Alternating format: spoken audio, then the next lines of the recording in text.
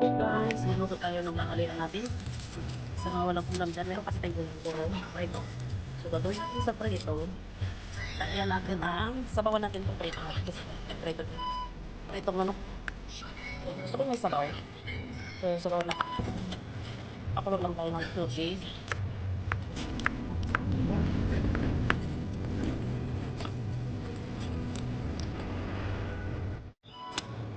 So, pakuluan natin yan.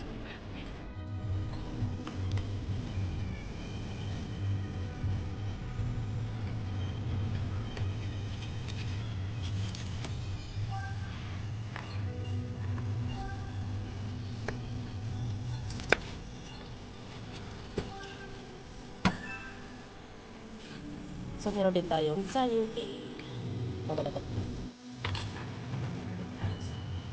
Tapos sinabaw. Itong is. So, sinabaw. Ang sabaw natin.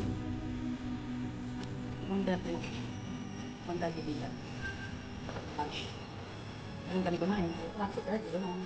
Kasi, saan na ulit? Ay, nakapagluto. Ang dati lang pumalit sa atin sa tindahan.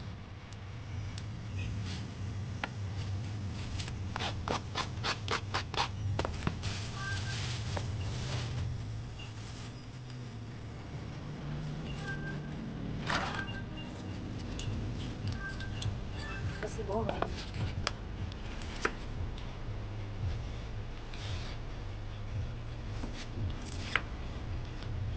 Ganda lang sa'yo, murang-mura. Laki niya pero mura pa.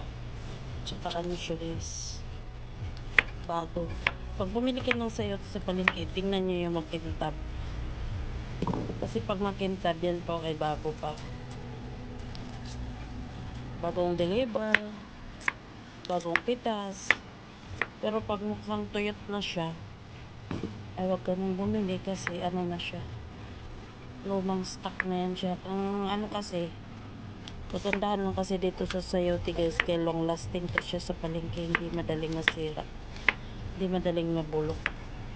Kaya ang makita mo na lang pag bago, makintab yung balat niya. So yan lang pong gagawin natin. Ayan. So lagay na natin yung ating prito na.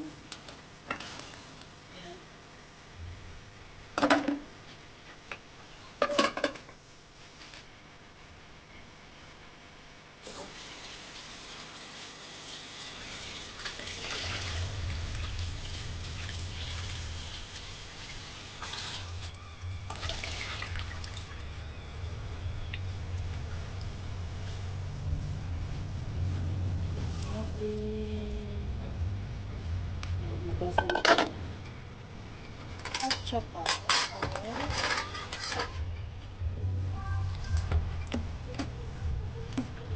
so wala tayong dahon. Kulang yun kayo tanglad at luya. So okay lang yun kayo kulang-kulang sa regatos. Siguro medyo yan, lagyan na lang natin ng kasi hindi ako nagpapatis. Kasi lang ako gumagamit lang.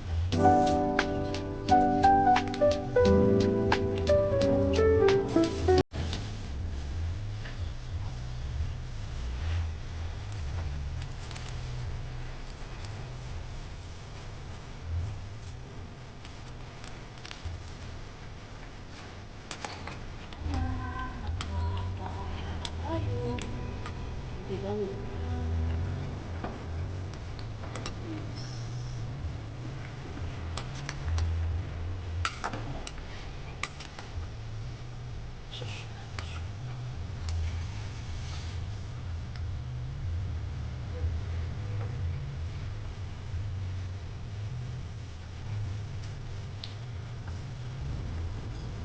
Shallow na lang. Shallow yan.